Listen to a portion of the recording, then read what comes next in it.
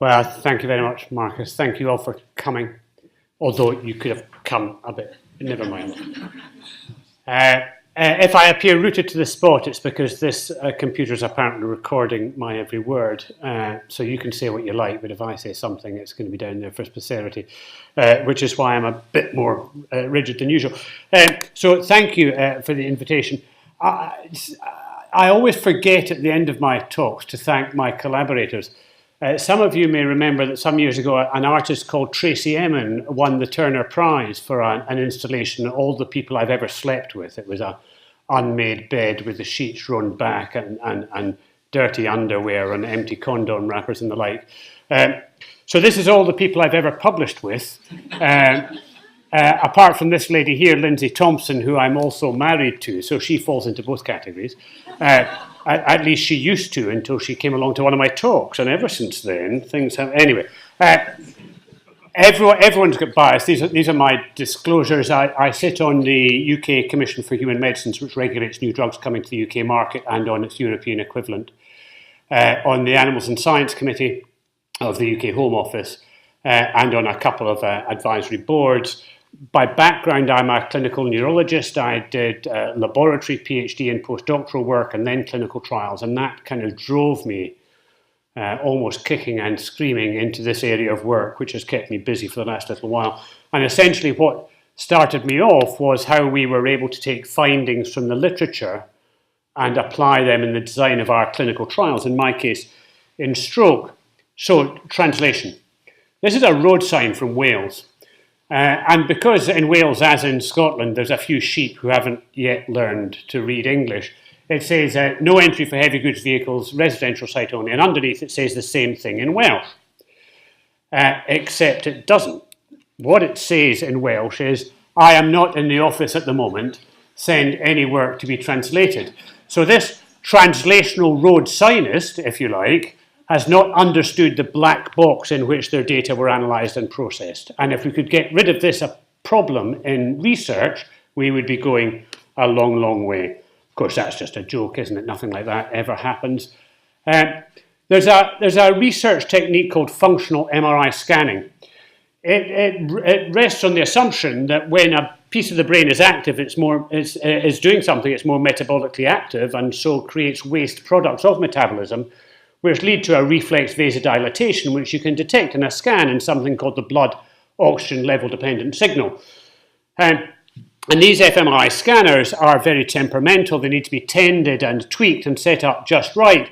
And this group in Boston had a competition to see who could bring in the most unusual piece of organic material on a Monday morning to get their scanner set up.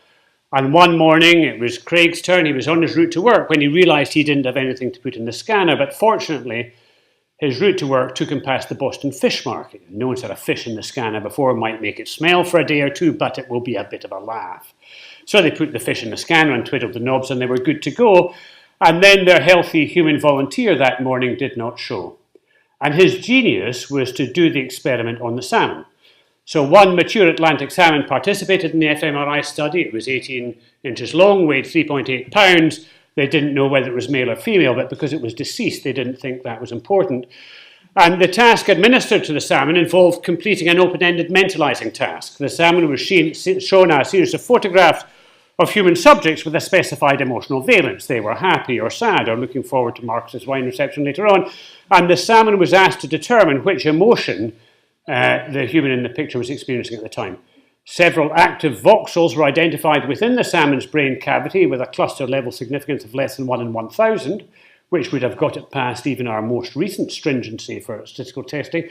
And as they conclude, either we've stumbled onto a rather amazing discovery in terms of post-mortem ichthyological cognition, that's to say that dead salmon can think, or there's something a little bit wrong with the statistical approach in use at that time in fMRI study. And of course, the latter were true, for which they were awarded the Ig Nobel Prize in Neuroscience in 2012, and rightly so. And the field of fMRI research, I think it's fair to say, has progressed quite substantially since that time, often as a result of findings such as this. Of course, those of us who work in proper science would never do anything like that, would we? This is an abstract that I first saw at the Society for Neuroscience in Miami some time ago, testing the efficacy of low-dose glutamate and homeopathic arnica montana in a rat model of focal cerebral ischemia. Essentially what you do is you occlude the middle cerebral artery on one side of the rat brain, you administer or don't administer the drug, and you come back 3 days later and measure the volume of brain which has been killed. And you can see that half-dose low-dose glutamate is quite good, and full-dose low-dose glutamate improves outcome by about 40%, which is pretty standard in focal cerebral ischemia experiments. But when I tell you that half-dose low-dose glutamate is 10 to the minus 120 molar, and full-dose low-dose glutamate is 10 to the minus 60 molar, then those of you who remember Avogadro's constant, 6 times 10 to the minus 23, will realise that there isn't any glutamate in either of these columns. So either homeopathy is alive and well at the Walter Reed Memorial Institute in Bethesda, but in which case we would expect 120 molar to be more powerful, because that's what homeopaths believe, or there's something wrong with this technique, which has led to a number of clinical trials of interventions for stroke. So we were interested about 15 years ago in trying to identify what had been developed for stroke, because we were interested in testing them in human clinical trial. And in a systematic review led by Torio Collins at the University of Melbourne, we identified over 1,000 compounds that had been identified in some experimental setup, testing their efficacy in stroke, of which about 600 had been tested in that focal cerebral ischemia model of which I spoke, of which remarkably almost 400 improved outcome in that model. Of those, 97 had gone on to be tested in human clinical trial, of which one, clot-busting treatment with tissue plasminogen activator, actually improved outcome in those clinical trials. And interestingly, it does work in animals, and we've got a systematic review that shows that it does, but it was tested in human stroke not because of that, but because it works in a cognate human condition, myocardial infarction, caused by a blocked cardiac blood vessel rather than a blocked cerebral blood vessel. And we've got 3 interventions which work in human stroke which haven't been near an animal in terms of their testing. So depending on how generous you're feeling, the rate of attrition here is either 1 in 1,000 or 0 in 1,000, which is not very good given the funds which have been invested in this area of research. So let's think a little bit about how we develop drugs. So we've got animal experiments, and then we've got some boundary, some barrier, and then we've got the human experiments that are done to test whether those drugs work in clinical trial. And we can think about translational research as the research which crosses that boundary. And I've been thinking recently about an alternative, cis-lational research, which stays on the same side of that boundary. And so you've got a choice as a researcher, as an investigator, about whether you continue research in the same domain or whether you translate to another domain. And so if the sum of knowledge is less than some threshold, you would continue with animal research. And if it's more than some threshold, you would move to human clinical trials. And that's important because if you persevere with cis-lational research, once the evidence is in, you're wasting animals, and that's bad. And if you translate to clinical research too early before the data are in, then you're putting these humans at risk and you're doing costly research where there's no real prospect of benefit. So it's important that we're able to summarize the research that we know and how strong that evidence is. And that gets to the heart, to me, of the difficulty that we have with replication, with reproducibility, because we are unable confidently to guide, to plan our future research. Now, there's a number of different terms and words used in this context, and just to give my definitions, if you like, at the beginning, this is borrowed from Steve Goodman, Dan Finelli, and Johnny Ionidis, one of Johnny Ionidis' many papers on this subject, of which more in Nature tomorrow, no doubt. But the idea that there's inferential reproducibility where you make a finding, and from the finding, different researchers draw the same conclusions, from the same statistical analysis, from the same tests. There's reproducibility of analysis where you get the same data set, run the analysis and come to the same conclusion. Reproducibility of experimental findings where you do the same experiment and get the same findings. Robustness when you vary the circumstance of testing and get the same findings. And generalizability, does it work in Stoke on a Friday afternoon, to take the comedian's generalizability bit. So reproducibility related to the reanalysis of existing data sets is one item, and replication was initially held to require the collection of new data following the same experimental methods. But what I'm talking about here, and what generally we talk about, is this reproducibility of experimental findings. Someone else trying to do the same experiment and get the same answer. Do they? Don't they? And if they don't, is that a problem? So this started off in biomedical research with 2 papers from about 5 years ago, which related the experience of 2 different drugs companies in trying to replicate findings. So essentially what they did was they scanned the literature, they saw a finding that looked interesting, and they said, well, if that's true, we could make money out of it, essentially. Apologies to anyone from pharma in the room, but that's their business model these days. And so what was their experience in bringing these things in-house?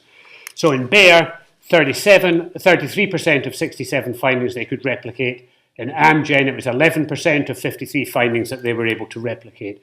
And so this led to papers in Nature and Nature Drug Discovery and lots of interest and excitement. But in terms of their experimental design, these aren't actually very good experiments. What you have is a bunch of people who think they've got a problem, looking back and saying, yeah, we've got a problem, let's publish that. But we don't know if there's selection bias, because if that's 2 companies out of 2,000 companies that have a problem, it's not a very big problem. Presumably they were induced to do the research because they thought they had a problem. And we don't know if they've got recall bias. We don't know if there's some studies in there that they've forgotten about that are no longer in their files, either because they completely didn't work or because they worked so well they're in some kind of secret silo where they don't let anyone see them. So while these suggested that there might be a problem in biomedical research, I don't think they provide strong evidence of that problem being a major problem in and of themselves. And then we come on to the replication studies, these formal prospective studies that academic-led. Great attention is given to faithfulness to the study design, to adequate statistical power, and to pre-registering how they're going to do the study. And we've got at least 4 of these now: psychology, cancer biology, economics and social sciences. And in these, between about 40% and about 60% of findings replicated. And by replicating, I mean that the key findings, a statistically significant effect was seen as in the same direction as the originator. So that's success as far as replication goes. But interestingly, if you look at the sizes of those replicated effect sizes which were seen, then they are roughly 50 to 60% of the effect sizes seen in the originator studies. So even though we're able to replicate the findings, the effects are more modest than had first been reported. But again, there might be selection bias here. How did they choose what to replicate? So these were 100 key findings in the psychology literature selected by people who thought there might be a problem, I understand. These ones in social sciences were social science experiments published in Nature and Science. Now, do you know how, and the editor-in-chief of Nature was here today, she's currently taking a call, so I can say what I like about Nature just now. Do you know how newsworthy you've got to be as a social scientist to get your paper into Nature? It's got to be astonishing findings to get into Nature. There's an old Soviet joke that says Pravda means truth and Izvestia means news, and that means there's no truth in Izvestia and no news in Pravda, and Nature and Science are a bit like that you've got to be so newsworthy to get into them that the findings don't replicate very well. However, given my own prior beliefs and my own experience with how you might take drugs for stroke into clinical trial and the chance of success, my prior that there's a problem is quite high. And I'm happy to accept this evidence that there is potentially a problem that we might want to do something about, and to make the claim that this lack of reproducibility has been so widely observed, so widespread, as to represent a general phenomena. And as a general phenomena, unless a field of research can demonstrate that it does not have a problem with the replicability of its findings, it has a problem. And that's what I will take forward for the rest of the talk, this idea that this is such a widespread problem that we can't make local explanations for why it happens. And why is it a problem? Well, it's a problem because of the way that we do research. So the research that I do today has got premise information. What's my starting point? And then from that, I develop an explanation of what's happening, which I articulate into a hypothesis, and then I test the hypothesis. But my premise information is based on research that I or others have done before, which is based on research which has been done before, which is based on research which has been done before. And so it doesn't take very much of that research to be wonky, and we think 50% at least of research is wonky, for the premise information feeding right the way through to what I'm starting with to be wonky, which means even before I raise a pipette in anger, even before I recruit my first patient, I develop my study protocol, there's a high chance that my starting point is wrong. So we need to think about why findings in a replication study might be different from findings in the originator. Replication study R, originator O. So it could be that the findings of the original study were wrong, obviously. It could be that the findings in the replication, so the findings of the original study wrong or inflated. The findings of the replication study might be wrong, or they might be so small as to be below the limits of detection. And it could be, and I think this is where there is opportunity and where there is biological importance, it could be that both studies are true, but the circumstances of testing are actually quite different. So the original study might be wrong. Well, why might the original study be wrong? Well, back to Ian Innes again, the most downloaded paper from PLOS Medicine, why most published research is false. This is about the interpretations we make from a statistical finding. So if you've got a study that's got a statistical power of 20%, which is about average for the neurosciences, and Kate Button has shown that, if we choose as our alpha level 0.05, which is pretty standard, and if we're working in a field where the proportion of studies which are truly positive is around about 20%, again, pretty standard, then the chances that a statistically significant finding is actually true is about 31% if you do the math.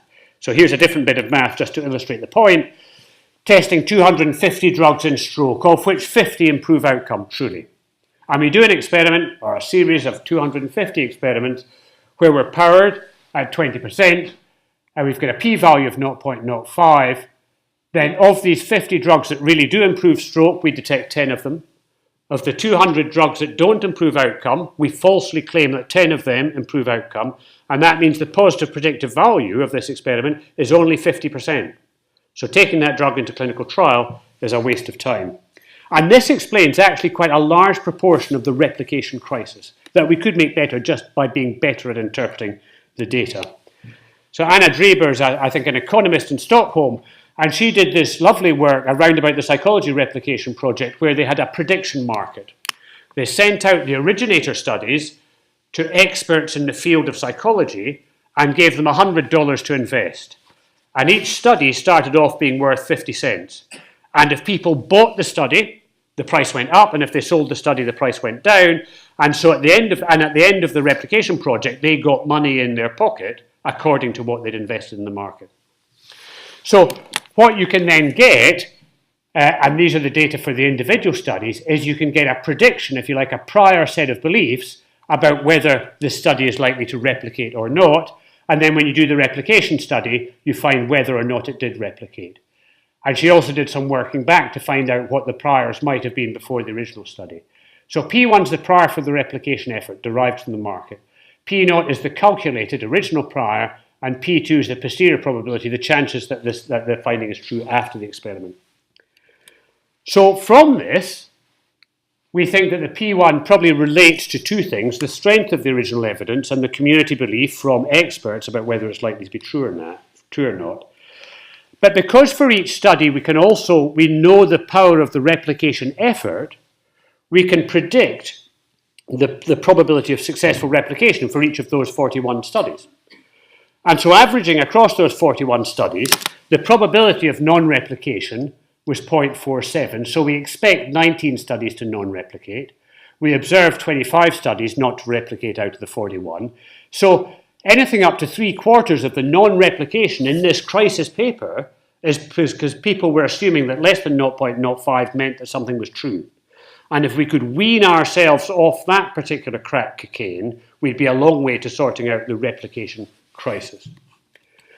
There's this lovely problem called harking, hypothesizing after results are known. Normally what you do is you develop a hypothesis and then do an experiment to test it. If your experiment doesn't tell you anything useful, but you find that you can nudge the hypothesis to get a statistically significant finding, that's called harking. And to be clear, it's not a good thing to do. I reviewed a paper once where they'd said these data confirm the hypothesis, and I said in review, they don't. And a week later, the revised manuscript came back saying, thank you very much to our esteemed and honourable and clever reviewers for their insightful comments. We do agree that our data did not confirm our hypothesis, but we've now changed our hypothesis, and we look forward to receiving your acceptance letter. You know, people don't get that.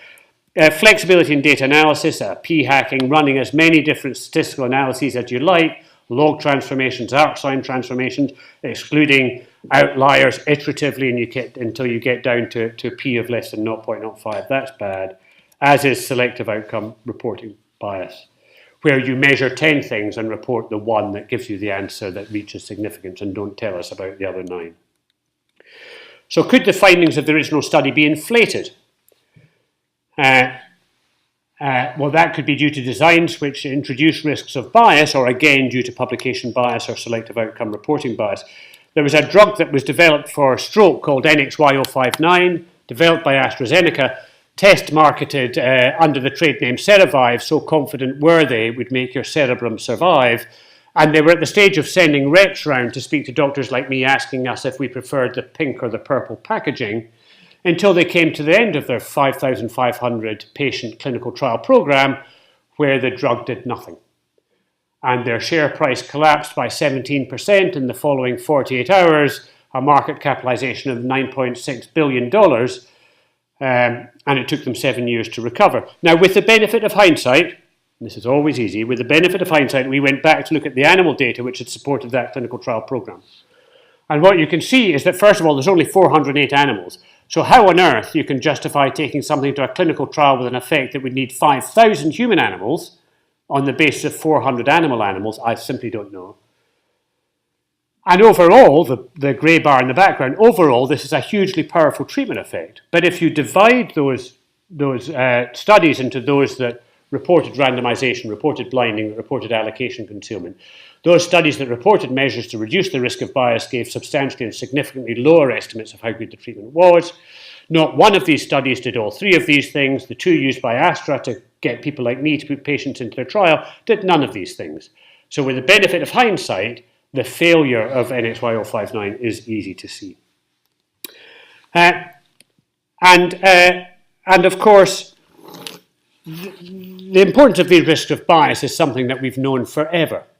This is lovely work done by Robert Rosenthal. Some of his work underwent attempted replication and did not replicate. I'm not aware of any attempts to replicate this work, so that means it's either definitely true or definitely false. We simply don't know.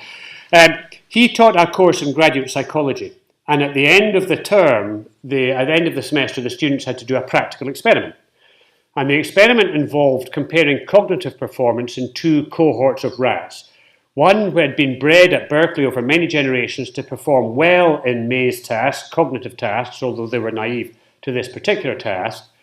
And the other cohort had been bred and presumably inbred to perform poorly on these tasks. And the task was pretty straightforward. The rat was put in the stem of a tea maze, and one arm was dark and the other was lit, and this side was always reinforced with a food reward, and which was lit and which wasn't was flipped according to a predetermined random schedule. And so the rat, rather like our junior researchers, was being trained to turn to the dark side. And this is what happened. The maze bright animals started off performing better than the maze dull animals, and over the 5 days of the experiment, while there was improvement in performance in both cohorts, that improvement was much more substantial in the maze bright animals. And when he asked the students what they thought of their animals, these animals were bright-eyed with lovely wet noses, the sort of animal you'd like to take home to meet your mother, whereas these were surly and insolent, and in fact 3 of the students were bitten by the maze dull animals.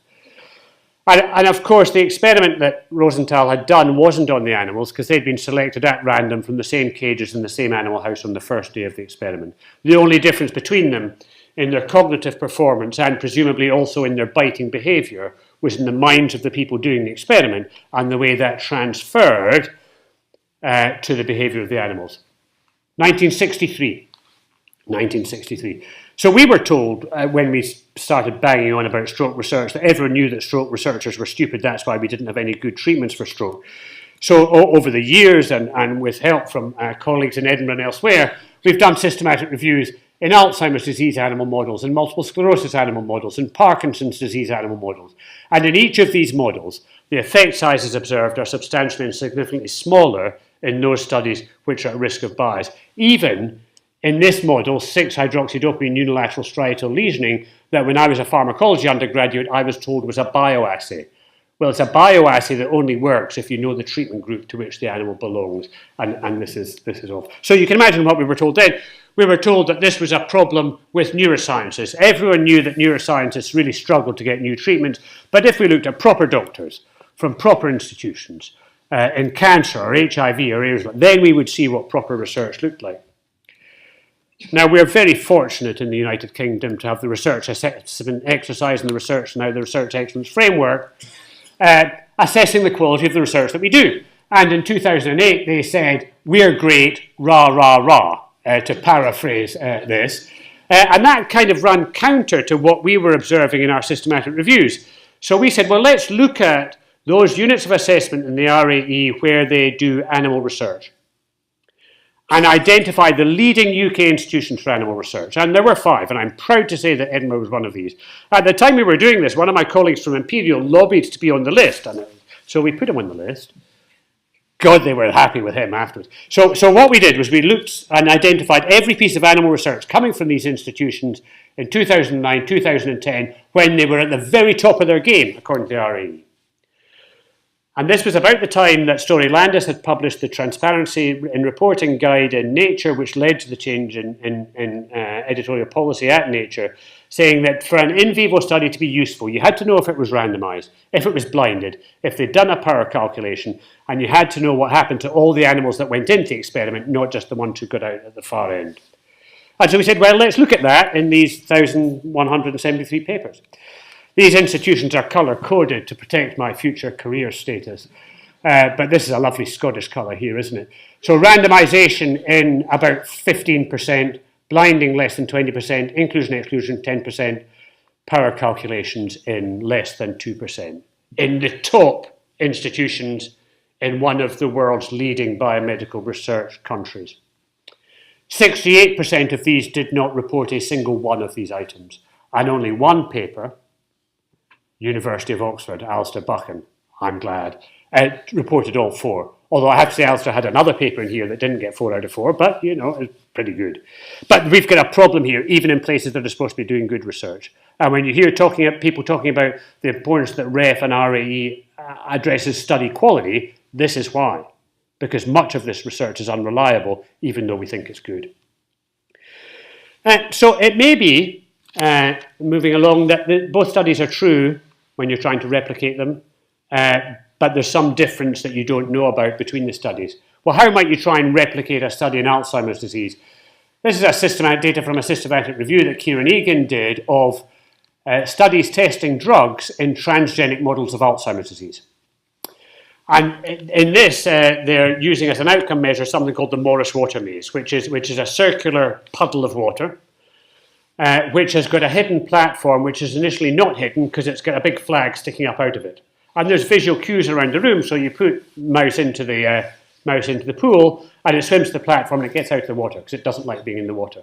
And then after some training, you take the flag away, so it's got to remember from the clues where the platform is. So this is the size of the pool, ranges from 100 centimetres to 200 centimetres, but in 15-20% it does not tell you how big the Morris water maze pool was. The versive stimulus that gets the mouse out of the water is the temperature. This is Portobello Beach near Edinburgh on a good day. This is where I'd like to go on my holidays if my boss ever gave me holidays. 40% of studies, they don't tell you the temperature of the water. And important to know how to train the animals. Well, the model responses, they tell you neither the number of acquisition trials per day or the number of days training. So it is, to my mind, impossible to try and replicate some of these studies because you simply don't have enough information to be able to do it. But might it be that actually, even if you could replicate things fully, you wouldn't get the same answer? So this is Hanno Verbel and Bernard Vocal in TIPS in 2016 doing a thought experiment that you've got a biological response here. Could be improvement in infarct volume in a stroke model. It could be improvement in behavior or memory in an Alzheimer's model. And you've got some nuisance variable, the noise in the animal house, the perfume of the investigator, whatever, and are differently represented in different labs. And if you do an experiment in this lab, you get this result, and in this lab, you get this result, and you say, oh my God, we've got a replication crisis because we couldn't replicate this finding, when in fact, both studies have, with fidelity, given you the answer in their lab. It's just they're sampling that at different points along this continuum of the nuisance variable. And remember also that this nuisance variable isn't just a nuisance variable, it's a nuisance variable with powerful biological consequences. So understanding what that was would be important, which takes me to lifespan in worms. So people study lifespan in worms not because they're interested in making worms live longer, but as a model for human aging. Because C. elegans, a good genetic model of aging and the like. This isn't a C. elegans study, but there was a study about 20 years ago that suggested that a drug, a mammalian target of rapamycin inhibitor, improved lifespan in worms. So there was great excitement. And then another two groups came along to try and replicate these findings and could not replicate them. And 20 years ago, people just said, yeah, same old, happens all the time, failing of science, and they just moved along. And then about 5 years ago, there was another report that said that a very similar drug, tested in mice, extended lifespan. And some very smart cookie at the National Institutes of Aging in the US remembered this worm story. And what they did was they went back to the 3 originator groups who'd done the original study and the 2 failed replications and said, we think you might have been onto something, could you have another look? And ironically, 2 of the groups originally had been based in Manchester and in London, but all the groups at this stage had moved to the US because life was better there. Pre-Trump, life was better there. And what they found was that there was a lot of genetic cause to the variability, but there was still between lab effects, which could be quite substantial. So these are different strains of worms, and these coming down vertically are the different labs. And let me just call out 2 of those so you can see them in greater detail. Each of these is a Kaplan-Meier survival curve for one cohort of worms. About 50 worms in a cohort, put them in, prod them so often with a metal wire to see if they're still alive. If they curl up, they're still alive. And what you can see is that for some preps in some labs, there's a fairly monotonic response. They all die at roughly the same time. But for this same strain in a different lab, you've got a bimodal response. Some are dying early, some are dying late. But actually, which response you get for which prep differs between worm strains. So there's an interaction here between the lab and the genetic. So here you've got Buck is finding a monotonic response for AF16, but a bimodal response for JU726, and it's the other way around in Oregon. So there's something biologically here which is driving these differences in survival, which we don't quite understand. But if we did understand it, then it might tell us more about the biology of aging as well as the science of reproducibility. So you can guess what these groups are doing now. They're running hell for leather to funding agencies saying, please give us some money to understand what this latent moderator of aging is in worms, because we think that would be important. And if we'd got a more grown-up, more rational approach to failed replication 20 years ago, we'd be 20 years further down the line if we'd recognised that at the time. So what should we do? We should increase the probability that published research is true. We should establish a framework to select efficiently which research findings we should attempt to replicate, both to tell us more about replication, but also to know which research findings we can believe. And we should develop strategies to evaluate the robustness of key research findings. And to funders in the room who are thinking about developing streams of funding for replication projects, the return on these, the chances that you're going to overturn existing knowledge is between 30 and 50%, which is high returns for any kind of biomedical investment. So we could increase the probability that published research is true by changing our P threshold, by changing our power. So here we've got the same stroke example I showed you earlier on, but if we power it at 80% and take a p-value of 0.01, we identify 40 of these 50, 2 of these 200, and our positive predictive value is round about 95%, so we wouldn't get into that trouble. Now, researchers are different, And they're different in their behaviours, and they're different in the extent to which their research is of high quality. And they follow a distribution from I wouldn't like to be here to I would really like to be here, but I don't think I'm actually going to get there in my working life no matter how much I try. And across this spectrum there are different behaviours. So this is fraud, falsification, fabrication, plagiarism. And then perhaps harking and risks of bias in your experimental designs, and then coming on to good things like open science practices and pre-registration and registered reports and the like. And I think one of our problems in UK science and in general is that we've seen these issues as being like this. Our job is to identify the criminals who are at this end of the spectrum and eradicate these kind of research behaviours. But that gives us all a bad name because everyone thinks that's all we're interested in. And I would like to propose a different approach to improving research, which is to say, of course, institutions need to deal with these kind of problems, and they need to have formal ways of doing so. But that's not what we're about, and that's not what I'm about. What I want to do is to take this distribution of research behaviours and change it so everyone gets just a little bit better. And if you do the maths of the value under the curve, this change here is the same as cutting off this orange curve here, the beneficial effect on the quality of science. And how should we do that, and who should pay for it? Well, obviously the funders should pay, obviously. So it is estimated that around about $300 billion is invested in biomedical research globally each year, about 50 billion euros. Paul Glazioni and Chalmers have estimated that up to 85% of research is wasted. I think that is probably an overstatement. I hope it's an overstatement. But even if it's only 50%, improving that by only 1% would be equivalent to freeing up $3 billion of research investment a year.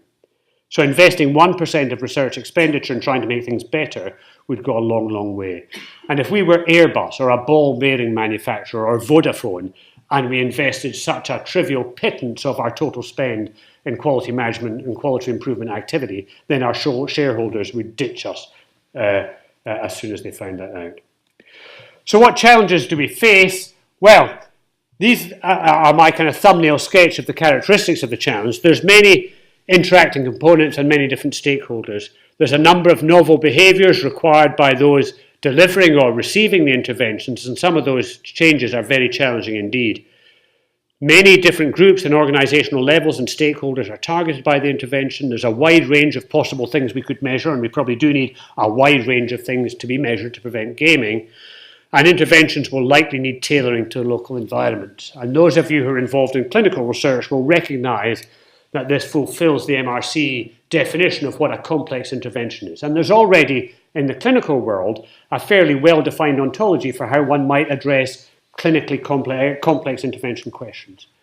So best practice is to develop interventions systematically, using the best available practice and appropriate theory, to test them using a carefully phased approach with pilot studies, and then exploratory and then definitive evaluation, disseminate widely, and further research to assist and monitor implementation. So I think that's the challenge that we need to step up to when we're dealing with these issues of replication and reproducibility, with cycles through feasibility and piloting and evaluation and implementation and further development.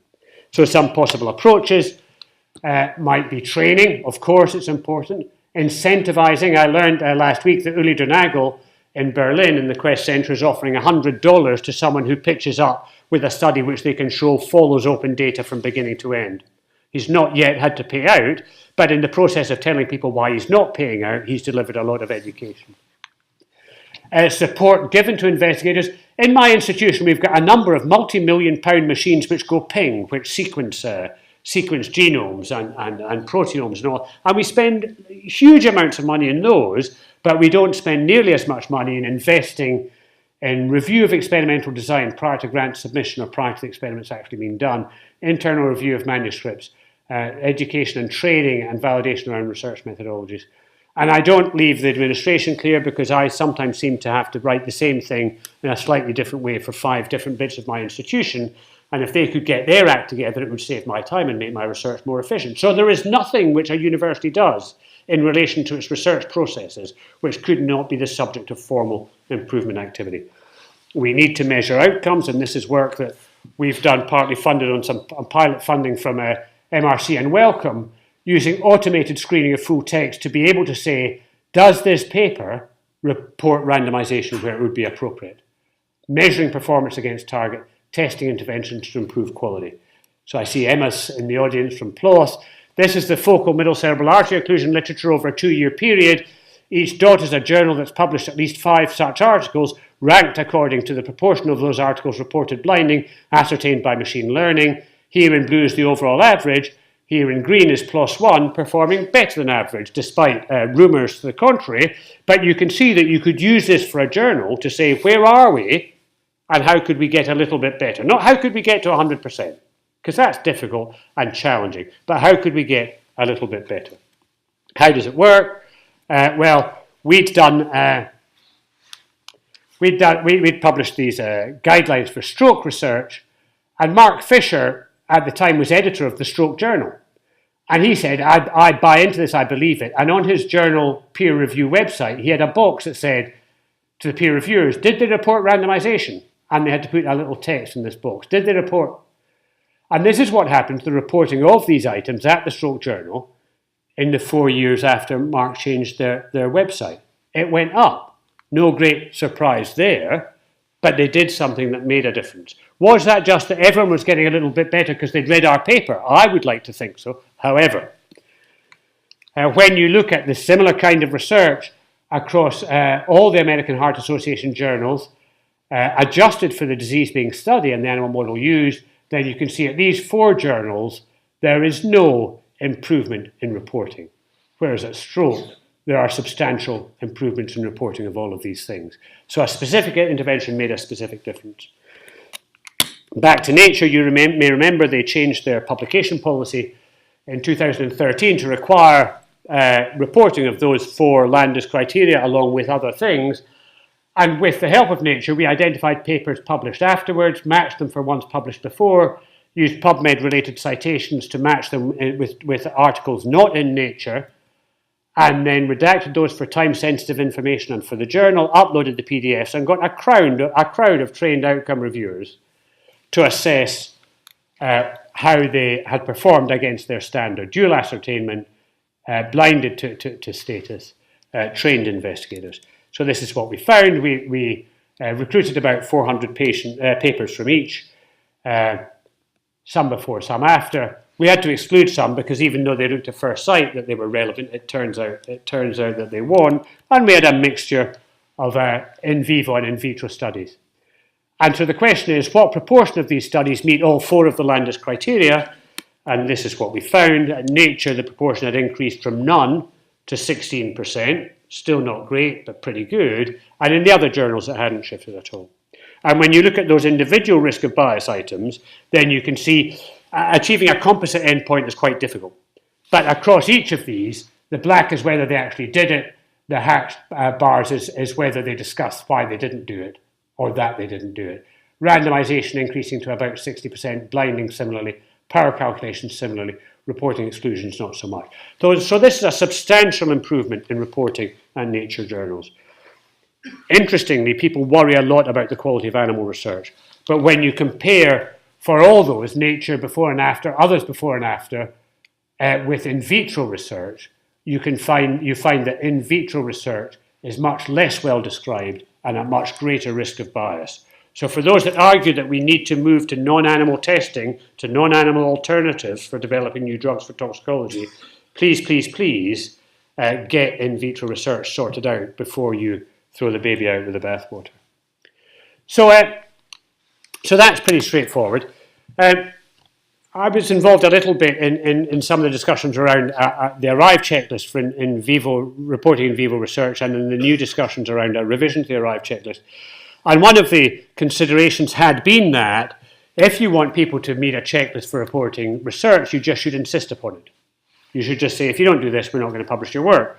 So we thought it would be interesting to test that hypothesis because it might not be that simple. So we took papers that were submitted to PLOS One, so with PLOS during the manuscript handling stage. And we published our protocol in the Open Science Framework, data analysis plan, funding. We even got the BMJ Ethics Committee to review this work. I should say that my slides are actually on the Open Science Framework if you search by my name, so you can use or use CC by NC, all of that. And these studies were randomized to either normal handling, which was an email saying, please send us your completed checklist, and to enhanced handling, which was, please send us your completed checklist, and until you do, your study's just staying exactly where it is, thank you very much. And then these were sent out to have an academic editor appointed, sent out for peer review, and everyone was blinded not just to the group they were in, but to the fact that a study was happening. So pretty good experimental design. And then again, we used crowdsourced data extractors to see what the improvement in outcome would be through this approach. And we'd got adequate power calculations. We weren't sure what the acceptance rate was going to be, so we had to recruit a whole load of manuscripts at submission to make sure that we were going to get enough when we came to outcome assessment. And so we randomized 1,689 manuscripts over the course, I think, of 16 weeks. This is the kind of clinical randomized trial I like doing. You get big numbers very quickly. Randomized to control and intervention, some sent for review, about 40% accepted equally between the two groups. Did we deliver the intervention? Well, 13 of 300 completed a checklist without being asked more than once, which is good. 300 out of 340 completed a checklist when they were told to, which means someone was phoning up the PLOS editorial office going, I don't understand why you want this rubbish. But anyway, the checklist completion was much better represented in the intervention group than the control group. And what difference did it make? None. Demanding that people fill in a checklist before anything can happen makes no difference at all to either to complete ascertainment of the arrived checklist or even to ascertainment of individual outcomes apart from one, which is the reporting of animal husbandry and care. So just demanding that people do the right thing, no matter how big a stick you think you've got, doesn't make any difference. So, what are my take-homes? Well, every institution, I think, which conducts research should have a formal research improvement strategy with high-level leadership adequately resourced as an integral part of what they do on a day-to-day basis. Funders, I mentioned this earlier, should acknowledge and consider the high returns on replication studies. At a return of 30 to 50%, a chance of revising existing knowledge is substantially higher than the 2 or 3% chance that I guess you get with primary blue skies hypothesis generating hypothesis-driven research. And pivotal research findings should be challenged. How we identify them, that's another question. But pivotal research findings should be challenged in prospective, multi-centre replication studies to sample both the known independent variables and the latent independent variables before we go on about how this is some kind of biological ground truth, how it's a fact. So if you're interested in planning a systematic review or meta-analysis of animal data or of other data, please get in touch. I'd like to acknowledge my thunders. Thank you very much again, Marcus, for the invitation. Thank you all for coming, and I'm happy to take any questions.